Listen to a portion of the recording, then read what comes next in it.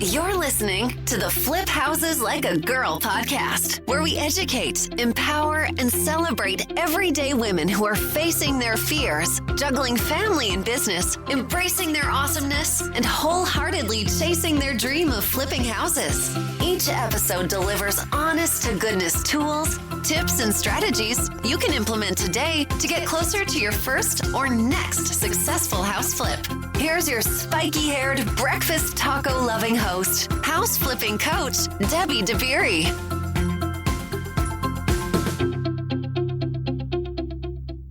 Hey there. Thanks for hanging out with me today. You're going to love this podcast interview I did with one of my students who completely crushed her first flip. I cannot wait to share all the details with you. But most importantly, it is proof that yes, you absolutely can use zero of your own money and flip houses. You absolutely can. I'm not lying when I say it. I know it can feel a little scammy, right? Hearing people say, especially like the big gurus, other people's money, using OPM. I know that it can sound scammy. It feels scammy. I get it. The fact is that it is true and it's possible. It's the way I've always flipped houses, is by using other people's money. It's how I teach the women in my program to do it. And it's how Elizabeth O'Brien did her first flip in Nashville. All right.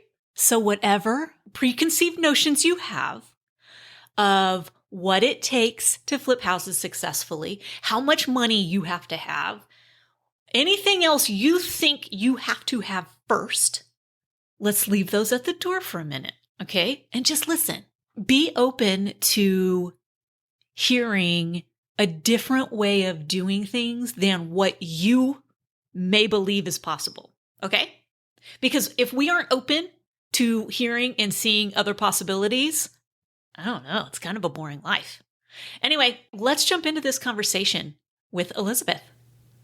Jump in and just start and introduce yourself and let us know where you are and a little bit of your background. Yeah. Awesome. Okay, let's go. So I'm currently living in Nashville and about to be moving to Texas, but I found you because I actually was on looking for podcasts, and I had just typed in, I think, real estate, women. I was trying to find women because I know it's a very male dominated industry. Yeah. And, saw this little Flip Houses Like a Girl. And I was like, oh, let me check that out. So that's kind of how I found you, is actually through the podcast first. And then, heard about your mentorship program. So that's how I came to you. Yeah. And just had to, and I said, I'm going to either think about it or I'm going to do it. Yeah. Yeah. That's awesome. I love that. I love that. And I'm hearing that more, that women are finding the podcast first, which is so cool. So cool. I love it. And now you're on it, and that's super exciting. And we've come full circle. Okay. Where are you located again? I'm in Nashville currently and about to be moving my whole family to the DFW area. Yeah. And what did you have real estate background? A lot of women think they have to have some sort of experience when they get in. It's like, oh, well, I don't have any experience at all. And well, we all start at, we don't have any experience everyone at some point has had zero experience. Yes. So did you have any? I have no experience. I came from massage therapy industry, which is very different. And I had no experience. I have always kind of loved real estate. I've been one of those people that loves to just get on and see what's selling. And, I've kind of, a HGTV lover, of course. And, always thought, oh, I want to do that one day. So yeah, zero experience, no experience in the industry of real estate as a whole. But just, I always had an interest for sure. Yeah, I love that you come from massage therapy background, like, and you've been loving houses. I know we all have that common thread where it's not just that we like houses. We're kind of obsessed. Like, Exactly. we're kind of obsessed. Like, we're so ultra curious about houses. I think that's a good thing. I think it's a good kind of obsession to have, but it's definitely a common theme I hear. Okay, so you decided you were going to start flipping houses, and you joined the program. And let's talk about your first flip that you just finished and sold. Okay, so how did you find it? Okay, so it's actually across the street from my home. And I live on the corner of a cul-de-sac. We have a really cool dynamic with my neighbors. They're awesome. We all hang out, we play cornhole. It's great. There was this particular adorable little house that when I purchased my home 5 years ago was occupied an old man. I'm not sure if he had Alzheimer's or dementia. He really shouldn't have been living alone. But he lived there, and it was just this cute little house. He eventually passed away, and his family inherited it. And in 2019, my neighbor who lives across from me, the other direction, is 92 now, and he walks himself over there, pays cash for the house, and buys it from the man's family. So I, at that time, was like, man, I should have bought that house, but I didn't know at the time how to do that. I'm thinking I didn't know about, other people's money. That term was not something that I really had a concept about. So I missed out on the opportunity then. Yeah. So fast forward a year, my neighbor who purchased the home had it as a rental. He had tenants move out. He kind of had a bad situation with that. He was kind of just done with the house. And I'm feeling terrible for him because he's the sweetest neighbor. And I'm feeling terrible for him. I'm asking him, do you want to just get another renter in there, or do you want to sell it? And he's like, no, I'm done with this house. I just want to sell it.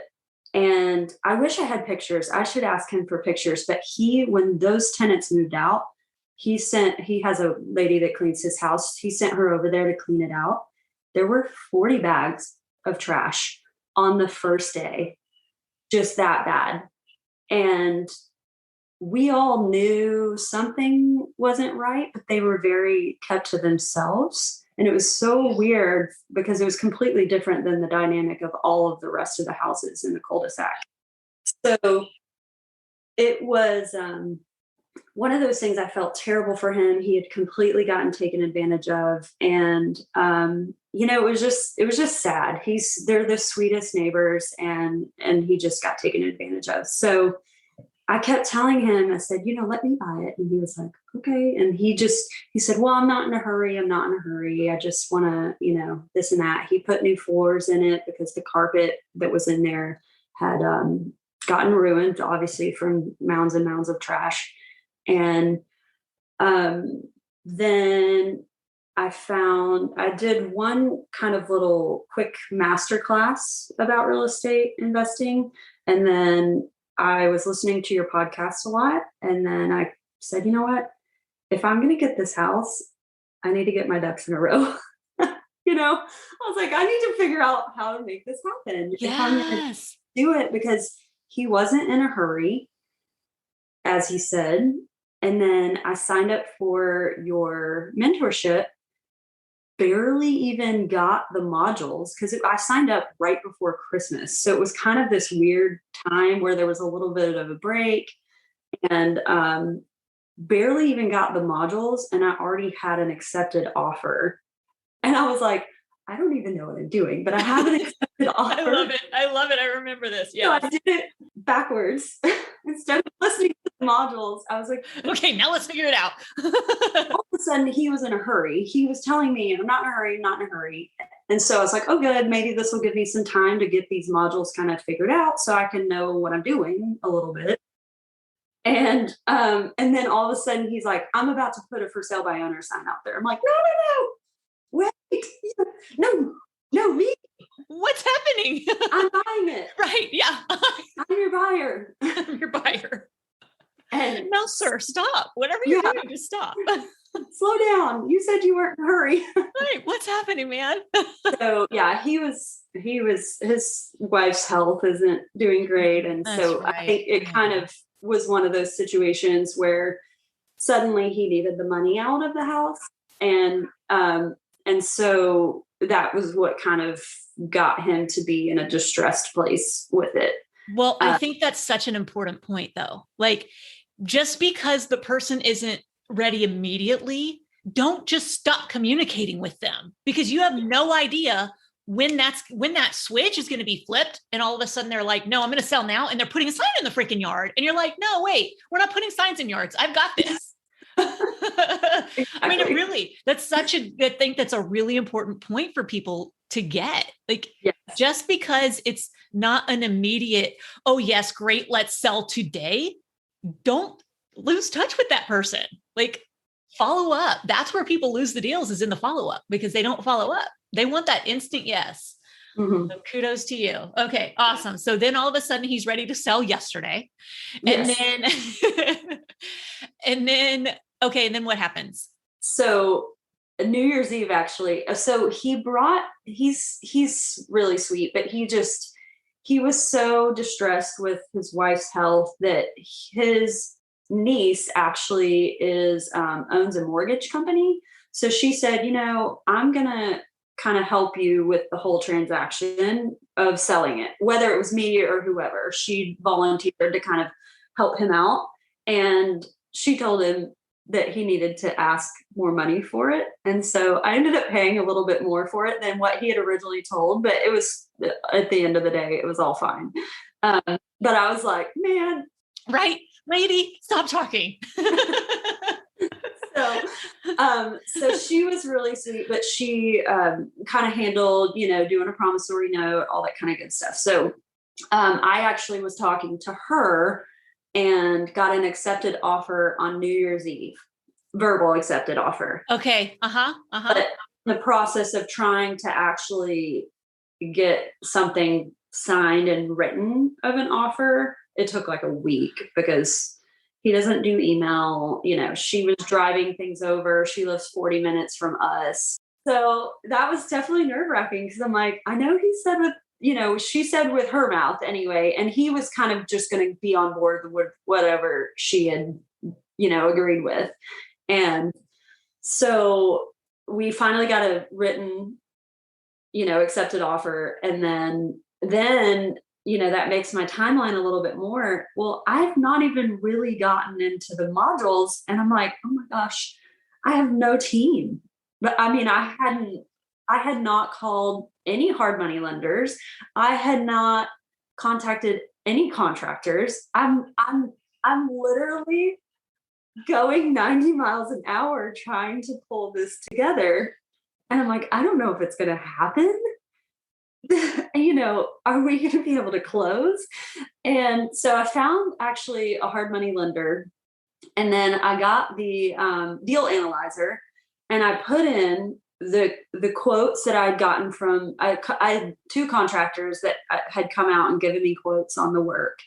And one guy was more of kind of a handyman, because the house, because he had put new floors in, and he had had this woman in there cleaning it up for a couple of months, it wasn't in dire condition when I got it. So I knew that it was going to be a little more cosmetic, because the house was in good condition. It just had been dirty, and he had already done a lot of the cleaning. So I was going to be mostly just updating finishes. So we got a couple quotes.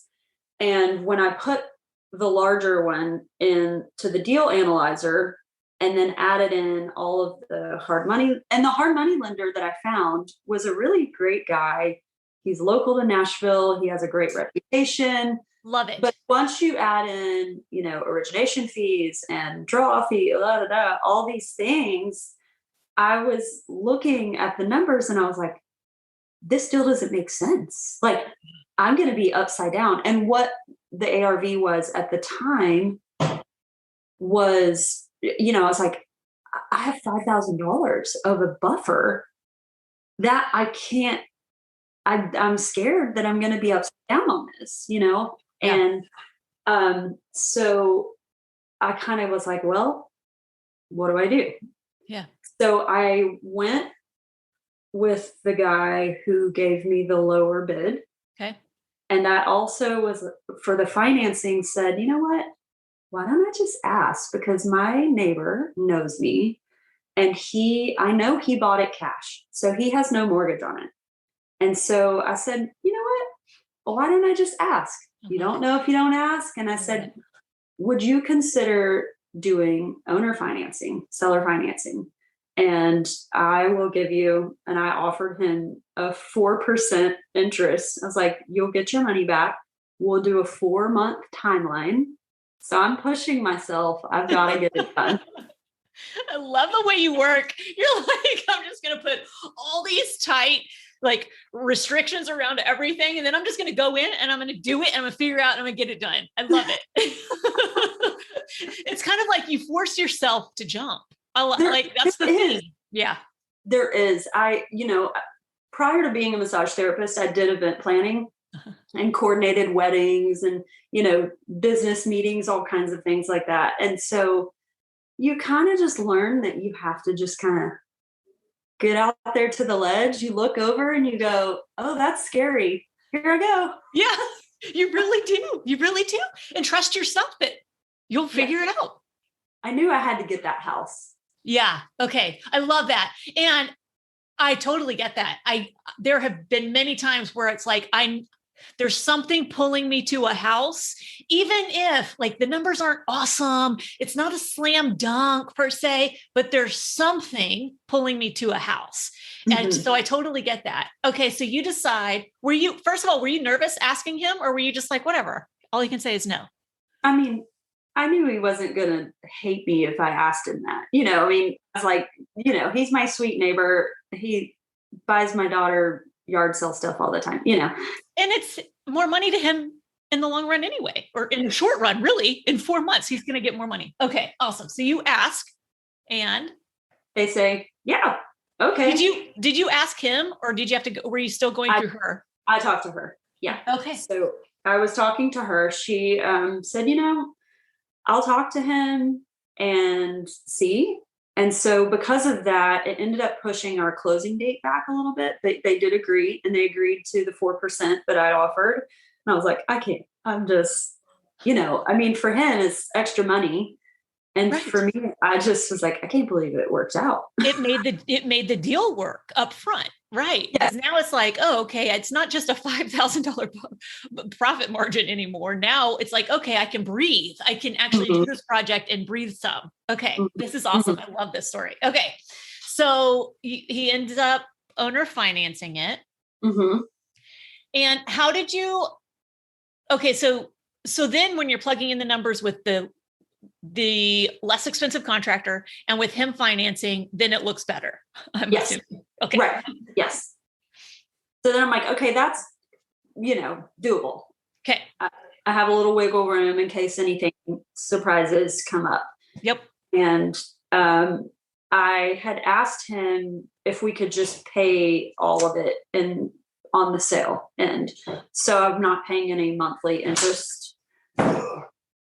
And so I'm not paying any monthly interest. And, I had calculated up my rehab costs, and my friend, who is my realtor who ended up selling it, he told me about a program where you can get a loan through his brokerage, and it's a 0% loan to do rehab. Is this Compass? Yeah. Oh, okay. Yeah. Like the concierge thing. Yeah. Uh-huh. So he tells me about that. I'm like, great, I'm going to do that. But you have to close on it first. Okay. Wait a second. You use their concierge service for a flip? No. Okay. I thought I was going to. Oh, okay. I'm thinking I'm set up for the rehab part. We close same day that we close on the house. I go and fill out my application since technically I own the house now, and they deny me because I'm a business. And I'm like, oh, and he goes, oh my gosh, I didn't know, I'm so sorry. I didn't know. Oh, so, I'm like, okay, now I need money. So that's when I came to the group and said, help, I'm already closed and I need money for the rehab. Yeah. So then, actually through the group, a wonderful, amazing, awesome group of women, love it. There was someone she's actually not in the group, but a private lender who was connected to me through someone in the group. Awesome. And then she, we actually, it took like a couple of weeks to get the money not because of the lender herself, but because the title company, I don't know why why she was taking so long to just do this promissory note. And so it took forever for me to actually get the money. Oh gosh. And, yeah, 2 weeks is a long time.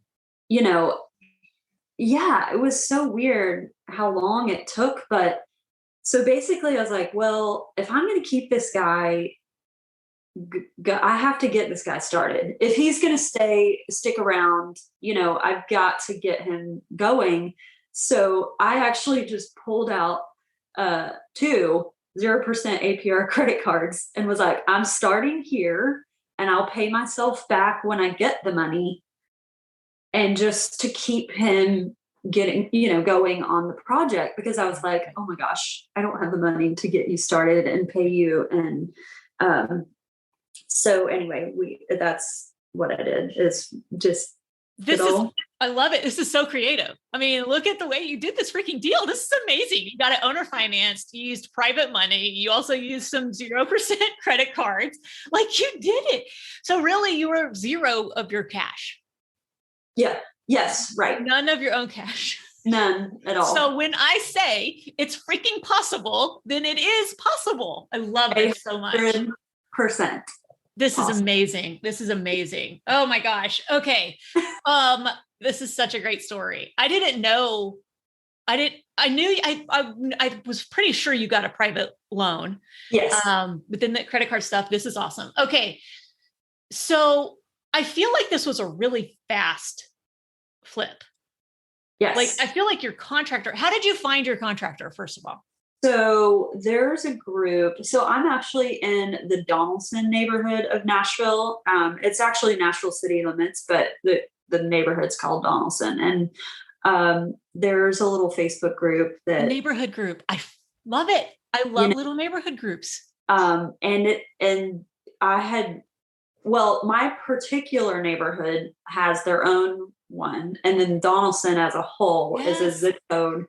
And so this guy who ended up doing a lot of the work actually lives in my neighborhood, just a little bit further down the road. And he's the one that he was one of the 2 that I had come out and give me a bid. And then I found another guy who we ended up doing butcher block countertops. And I found a guy who was also in the Donaldson area just through the larger Facebook group. And he came out and did the countertops and backsplash tile and a couple other things. So I had a little bit I was sort of GCing it, because I had a painter who my realtor recommended to me, who was so awesome to work with. And then, a couple of other guys that did kind of more of the interior repairs. Awesome. So, okay. So what was your initial rehab budget? Initial rehab was, I thought was going to be 15,000. Okay. The other guy had said 30. Okay. The one that was more. Yep. And that included his like GC charge. Yep. And so I said, I work part-time and I live across the street.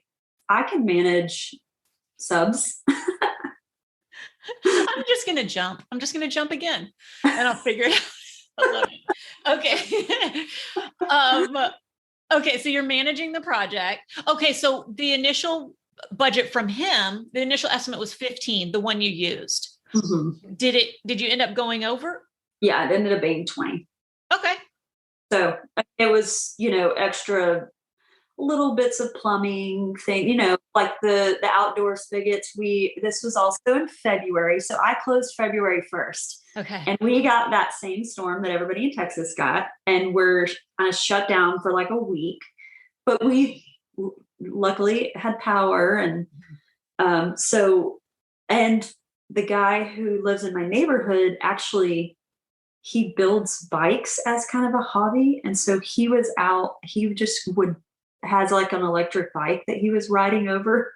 I love it. He still did a little bit of work that week, not as much as we would have gotten done, but we were also just playing in the snow too. Right. I mean, geez, Louise. Yeah, there was so much snow. It was crazy. Yes. Okay. So 20. Okay. So it was 15 and then it went to 20. Okay. Not bad. Okay.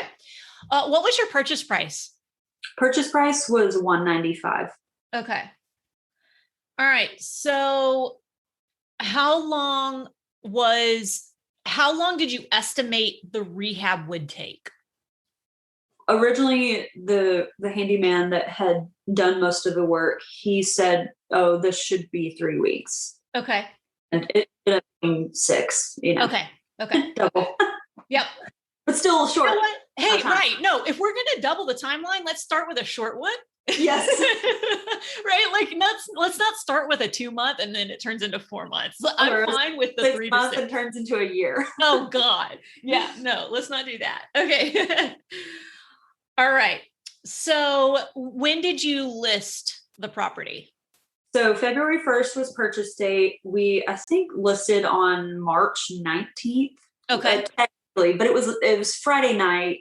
Okay. And then we started showings on that Saturday, the 20th. And then did a bring your final and best by Monday at 6.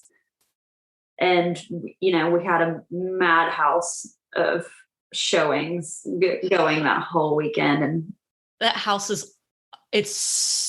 it was beautiful. Like you did such a great job. Thank you. Yeah, you're welcome. Okay. Well, hold on. How did you feel when you put the house on the market? Like, were you just excited or were you nervous? Were you anxious? Were you like, what are people going to think? What were you feeling? I was feeling a little bit of the having to let go of perfection. Oh God. Ooh, that was a hard one because there were so many little things that I didn't get done. It just ran out of time. It's like, okay, the stager is here. I can't still be painting little minuscule details.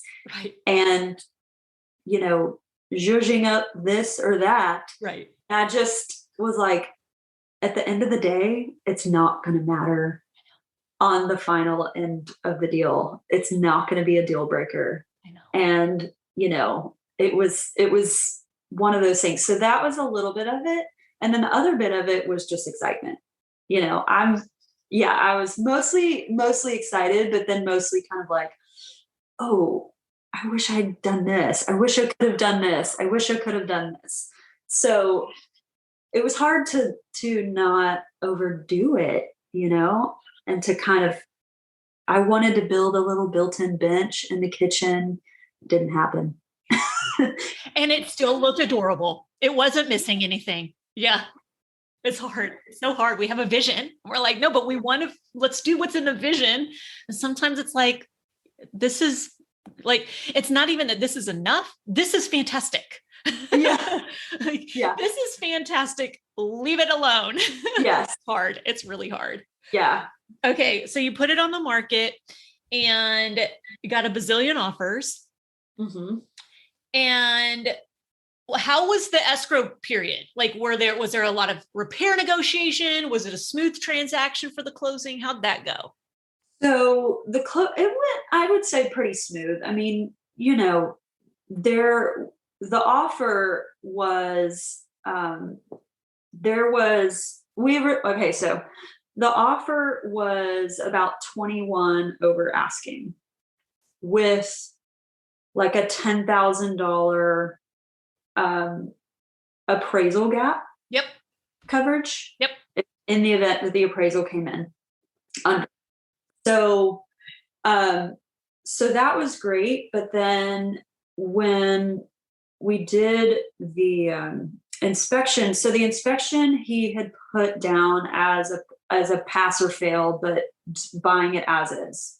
So during that inspection period, there was things that came up that I knew about and, already. And he's an engineer. And I think he kind of was wanting to just do his due diligence to make sure this wasn't going to be an issue. Mm-hmm. But his agent kept coming back and was like, just so you know, he really loves the house. He really loves the house. Like, just good. Really loves the house. So yeah. So that we wouldn't get the feeling like he's trying to back out of it. He just was kind of wanting to make sure that he was checking out what's going on. Oh gosh, I totally know that kind of buyer. Oh, I love them to death, but damn, man. Sometimes they can be very stressful because it's like, are you happy or not? I don't understand what's happening. So I'm glad that his agent was like communicating and reassuring you. Like, really, that's so nice. I appreciate that agent for doing that. Yes, for sure. Yeah. I would say they were great to work with. I mean, as in, the escrow process, and then appraisal came in, it takes much longer than you ever want it to. I'm sitting there, I'm like, I know. And they're so backed up right now. Like, they've been backed up for a couple of years because of low interest rates and refinances and purchases. I know. It's crazy. So, we're waiting. Oh, it's fine. No big deal. And so we didn't have to worry about any gap coverage. We ended up closing for 10,000 over asking. Okay. Because there was a couple things that came up on the inspection that weren't on my inspection. And so I think it was some things because of the work that had gotten done. And so I was like, that's on me. And so here's some money back to, so we did have a little bit of negotiations, and I came down a little bit from the original accepted offer. But, I felt like it was more, I felt terrible, because there were some things that weren't up to par, and it was something that I didn't know until he got it inspected, and it was not on my inspection. So it absolutely was because of the work that got done. Got it. And so that's kind of where it was. I said, I don't want to give you a house that, isn't up to par. I love you for that. Yep.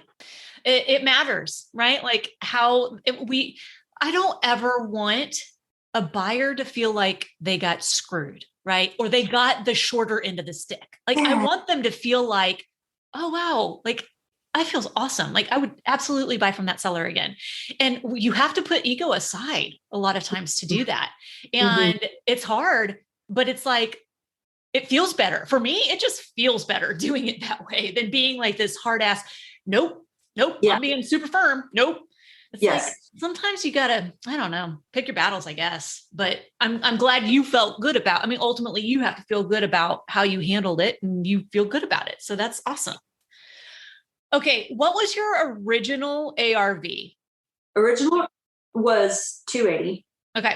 What did you sell for? We closed at 310. Uh-huh. So we listed at 299.9. Yep. when we listed, because there had been a house in the neighborhood that had just sold for over 300. And so we kind of went on a conservative right under 300 to get more buyers in the pool. Always be under that. Always be under that, like those 50,000 thresholds. Like, yes, you're going to get more eyes, and it will get bid up. People think, oh, but then I'm leaving money on the table. No, if you're undervalued, if your property is underlisted, it will get bid up. I promise you. Yeah. Yeah. Okay. So that sounds like a pretty healthy profit. Yes. What was your profit? So, 68,000. That's amazing. Okay. And when you analyzed it and you had all the things in it, it was like 5,000. Yes. You end up doing this deal. You made 68 grand. That was mine. Mine was 67. So yeah. And so that first one, when it's real juicy like that, it's like, oh my gosh, why didn't I do this 15 years ago when I first started thinking about it? Yes. And it makes me happier. And I love doing this. Oh my God. That is awesome. All right. Have you celebrated that? Wait, when did y'all close? April 22nd. Have you celebrated that? Like, really? I don't think so. Mm-hmm. I was that day I feel like I was like in shock. I was just like, that happened. That really happened. So wait a second. It was like a 2.5 month timeline. Okay. I know. Wow. 2.5 month timeline, 68 grand. That is just amazing. And there's nothing, it's not like, again, you didn't screw anybody out of anything. Mm-hmm. You did it the right way. Mm-hmm. You left the place better. You left that buyer better. Like, yeah, let's keep doing that some more. That feels really good. That's amazing. And as women, it's really hard for us to celebrate ourselves. We're really good at celebrating other people. Like, oh my gosh, we're everyone's biggest cheerleader, except for ourselves. So maybe something like, even if, for me, I'm not somebody that I don't really buy myself things. I just don't. I buy other people things, but I don't buy myself things. So I've made it a point of when I close a deal, I buy myself something, and it can be something stupid. It can be a pair of sneakers, or it can be whatever, but I always buy myself something as a way to go, kid. You done good. Yeah. So maybe you can find something like that you just do to celebrate yourself. Cause I think it's really important, and it's hard, but it's really good practice if we can start doing that.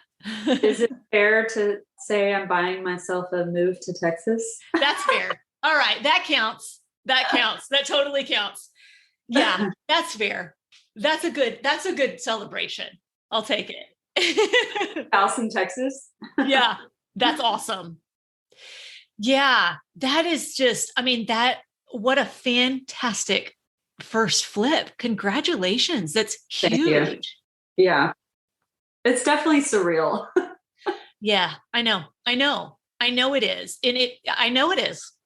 My first flip was very similar, and it was fast, and it was like, wait, what just happened? And what? So I get it. I totally get that.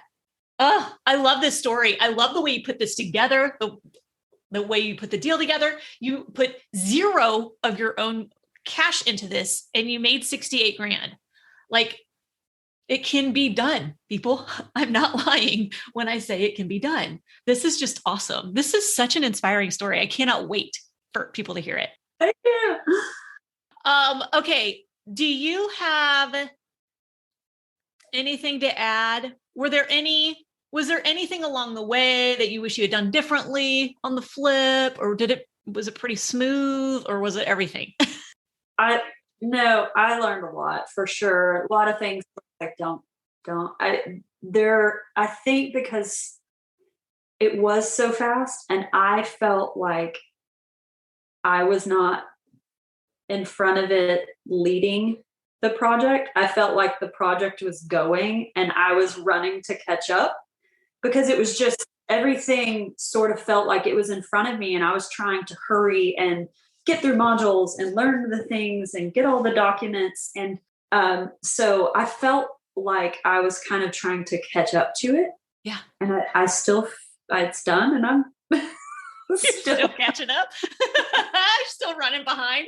Wait, don't leave. I think, definitely clarification on the scope of practice was something, just there's things I think with like communication, it's always, I hear it a lot with contractors, just clarifying expectations. Yes. Yeah. Yep. I think one of the hardest things to find the balance between is being specific on expectations and not micromanaging. It's a fine line. It's hard to figure that out. And so I think that is kind of where I probably was like, hey, do a good job. And that's very general, right? Yes. Clean up the mess after you're done. Yep. Things like that. So yeah. That's I think probably going to be something that I'm going to continue to have to figure out. And every person and contractor is different. And, once I get someone that I'm working with more consistently, I'll probably get more into a groove with them and kind of learn how they communicate and what I need to tell them and what I don't. And, those sort of things. So that was definitely a learning curve for me for sure. Also the organization aspect of it, because I did feel behind, I was kind of very much flying by the seat of my pants. And so definitely going forward, I would love to go into it more with an organized, like a spreadsheet of this is all the scope of practice. These are what we're doing and everything. So for sure, those are some learning curves that, we got through it though. We did. But it didn't hold you back. It didn't hold you back. There's so much learning in the doing. Like the doing is the most important piece. You're going to learn so much, and every project is going to teach you something different.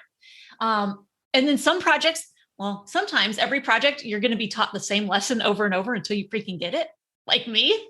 And that's the way, when you talk about contractors, that was totally me. It took probably 5 years, being like, do this, do that, and not being super specific, but then also not following through on consequences I set. Mm-hmm.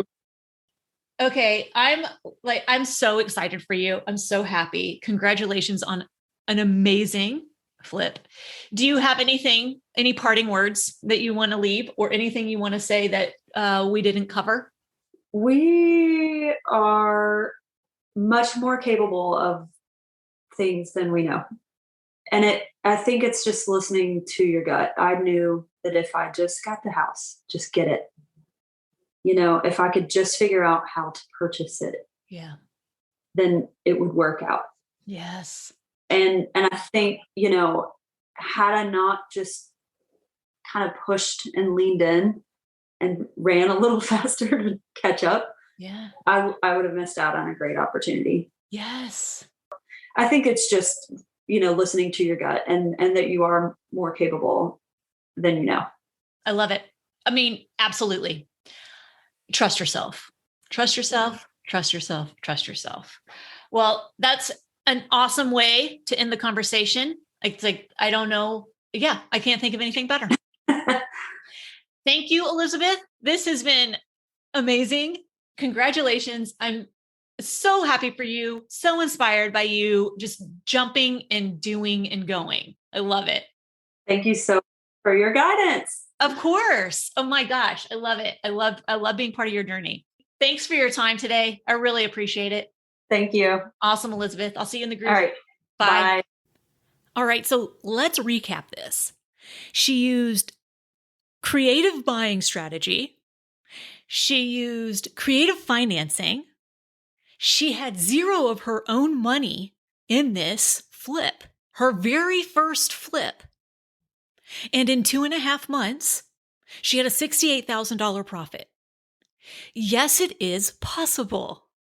Okay? This is why it's so important to me that we share stories of everyday women who are doing this thing. That's why this podcast, you're not going to hear experts so-and-so, experts so-and-so at this. It's the same people floating around to the different podcasts, right? It's always the same people. Here's what's inspiring. Everyday women saying they want to do this thing and going out and doing this thing. That's what inspires me. And those are the stories I'm going to continue sharing. I'm so grateful to be part of their journey. It's amazing to watch them grow and change. And even in 2.5 months, they're a different person. And that change, that who you become in the process, is so much more rewarding than that $68,000 profit. All right? If you're sick of sitting on the sideline and not chasing this curiosity you have about renovating houses, and you want a step-by-step approach, and you want hand-holding, and you want daily interaction with me and the incredible community that we've built of FlipSisters who are doing this thing nationwide, then join the wait list. All right? You'll get an invitation to join us usually within a few days once you join the wait list. All right? It just depends on the timing. So go to firstflipdoneright.com. Get on the wait list. All right? If you keep doing the same things, expecting different results, you aren't going to get those different results. You've got to do other things. Get a plan and implement it. All right? All right. That's it. Go out there, flip houses like a girl, leave people in places better than you find them, and make it a great day.